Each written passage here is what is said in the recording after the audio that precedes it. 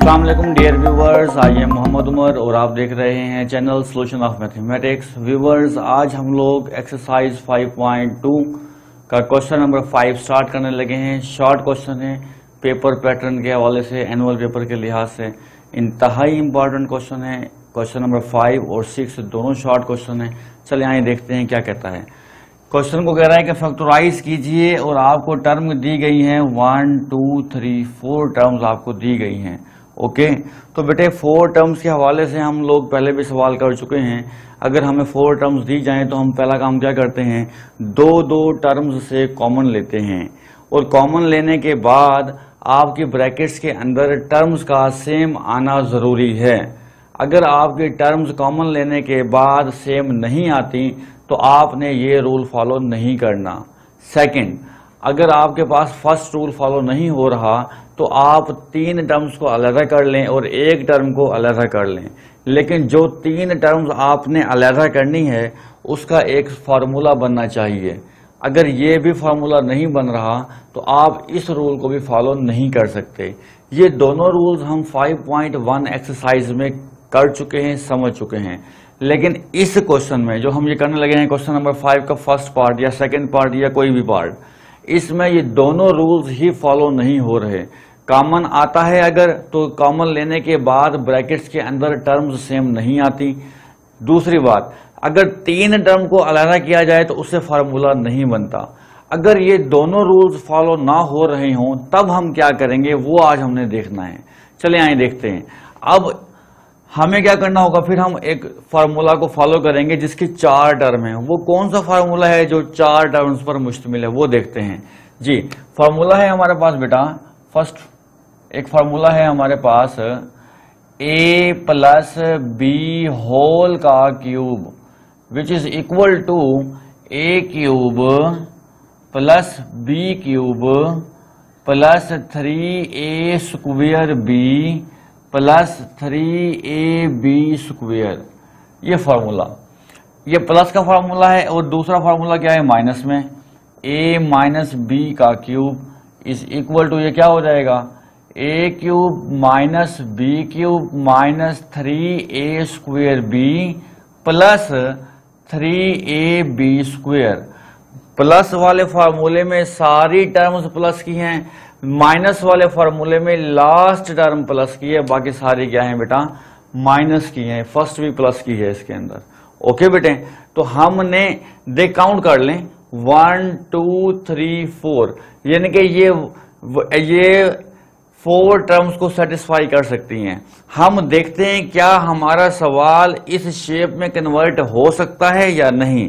अगर तो हो सकता है तो वेल एंड गुड, अगर नहीं हो सकता फिर कोई और लाहे अमल हम उसके लिए इख्तियार करेंगे। जी देखते हैं। अब यहां पर हमें फर्स्ट ऑफ ऑल तो ये देखना है कि फार्मूला नंबर 1 चाहिए या 2 चाहिए, क्योंकि इसमें माइनस आ रहा है तो माइनस वाला फार्मूला ही जाहिर बात सूटेबल होगा।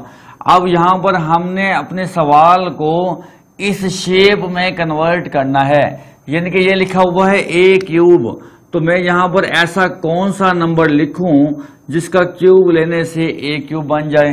तो यहाँ पर जाहिर सी बात है, यहाँ पर मुझे x नजर आ रहा है जिसके ऊपर क्या आ रहा है, क्यूब आ रहा है। तो मैंने यहाँ पर क्या लिख देना है, x लिख देना है यहाँ पर, इसके ऊपर क्योंकि क्या आ रहा है, क्यूब आ रहा है। जी, यहाँ पर ये 64 है सवाल में, 64। ओके जी, अब ये बन गया मेरे पास a क्यूब, ये क्या बन गया, a cube minus b cube, minus यहाँ पर b की जगह छोड़ दी मैंने यहाँ पर क्यूब। अब यहां पर ऐसा कौन सा नंबर मैं पुट करूं जिसका क्यूब लेने से इनमें से कोई एक टर्म बन जाए। बेटे यहां पर x की पावर 1 है, ये तो क्यूब बन नहीं सकती। यहां पर x की पावर 2 है, ये भी क्यूब बन नहीं सकता। इसका मतलब है 64 ही होगा जिसका क्यूब बन सकता है कोई। जी, अगर मैं यहां पर 4 लिख दूं तो 4 का क्यूब क्या होता है, 64 होता है।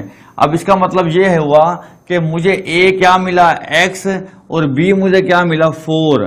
आगे ये 2 टर्म्स को ऐड कर देंगे, -3 ये लिखा हुआ है a का square b plus 3ab square.